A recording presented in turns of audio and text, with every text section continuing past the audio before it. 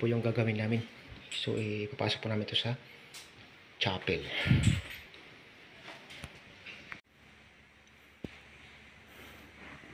Yan po kaibigan, nandiyan na po sa loob ng aming bilin. So, kukunin lang po namin ang aming mga kailangan.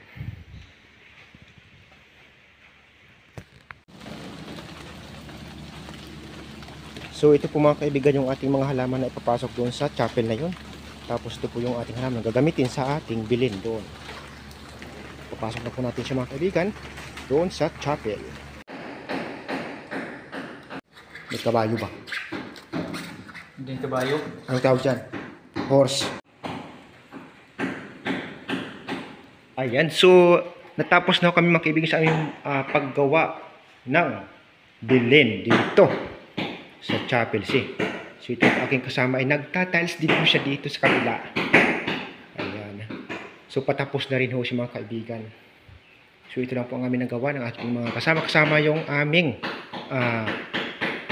busing na gumawa dito. Pero umalis na ho sila. Ayan. Yan lang po ang aming mga nagawa ho dito.